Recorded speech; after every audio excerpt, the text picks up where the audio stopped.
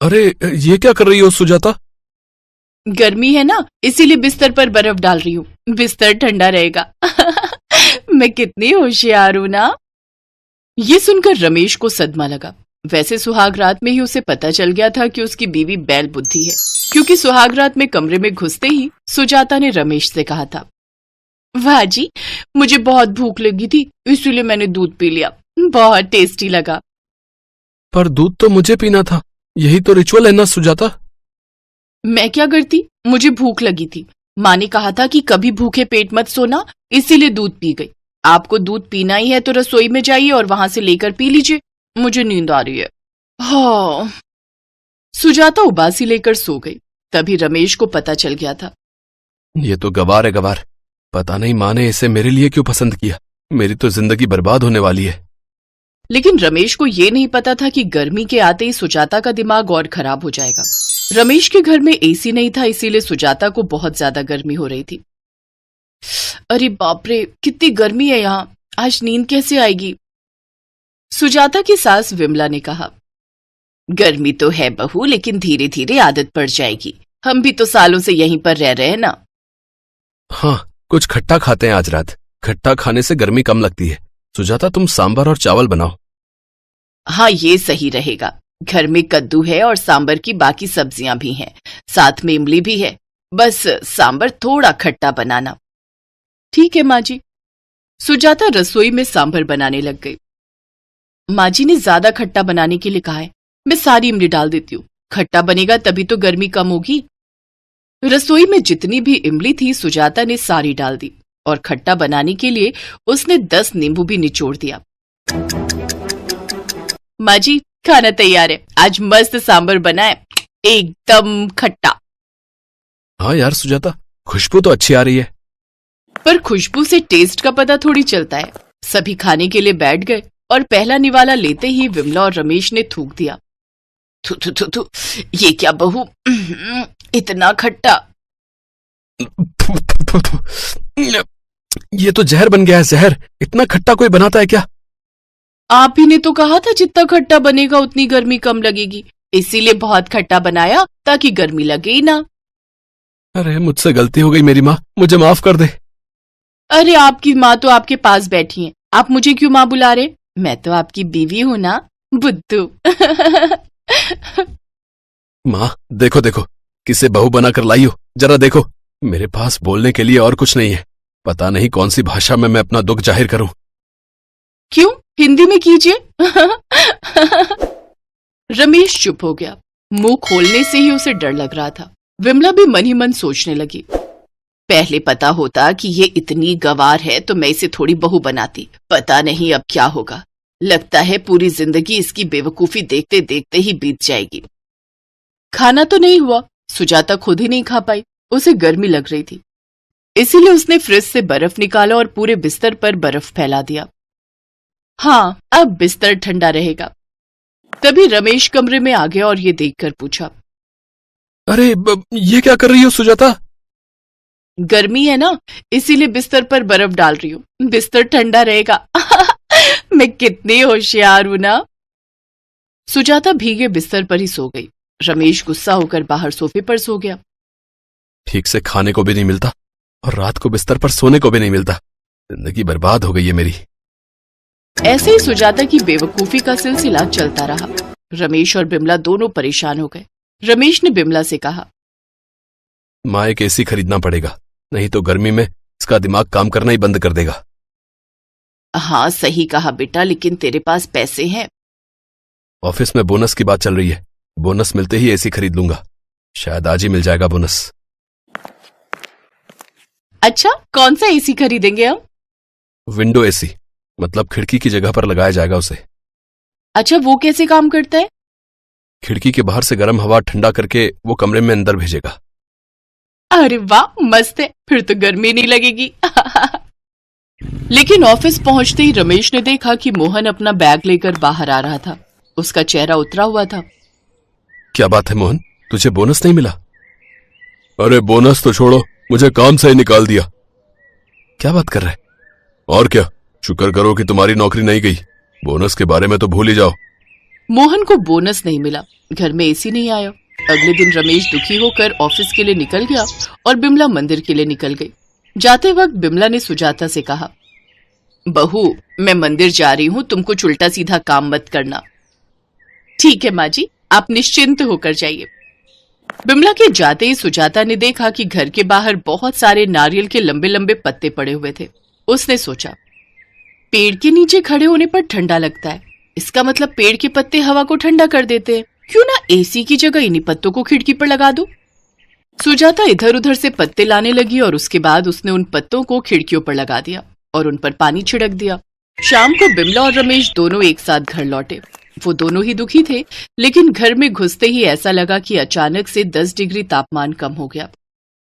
अरे ये क्या, घर का तापमान कम कैसे है? वही तो, एसी के बिना घर ठंडा कैसे हो गया?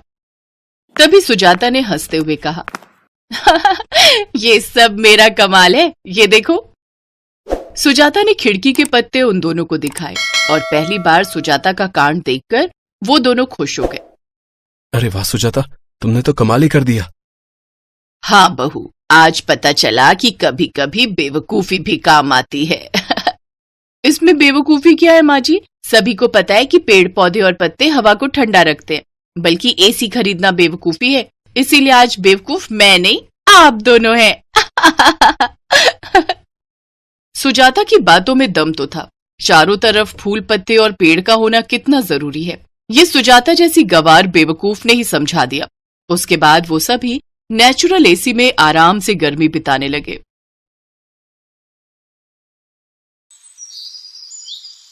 किंजल को सब हल्दी लगा रहे थे, तो वहीं बाथरूम में उसका रॉयल बाथरूम उसके नहाने के लिए सजकर तैयार हो रहा था।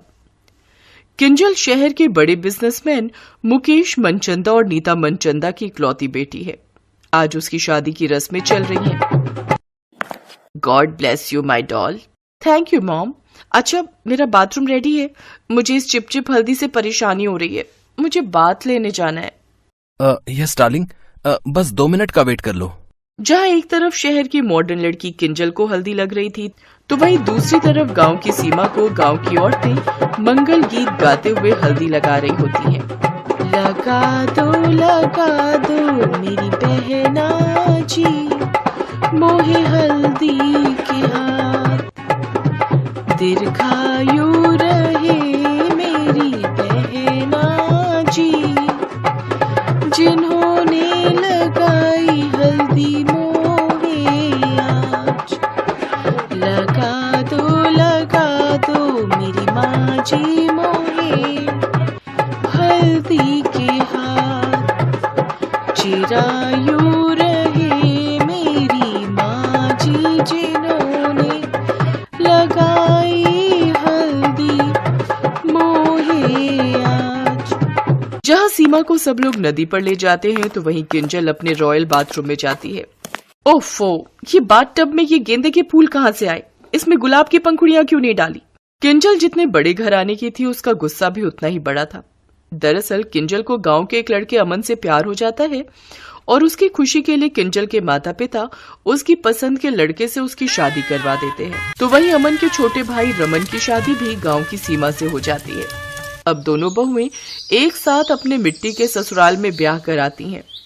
लेकिन गृह प्रवेश के वक्त उस मिट्टी के छोटे से घर को देखकर किंजल कहती है, अमन, क्या ये है तुम्हारा घर?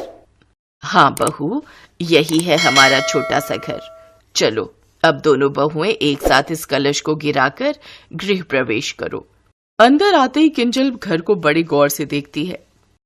क्या हुआ बड़ी बहू, मैं जानती हूँ तुम शहर से हो, इसलिए मैंने तुम्हारे हिस्से का कमरा पक्का बनवा दिया है।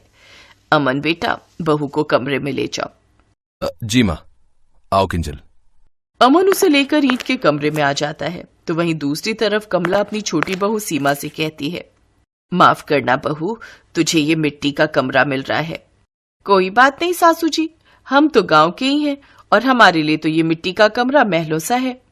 अगली सुबह किंजल अंगड़ाई लेते हुए अलसाई आवाज में कहती है,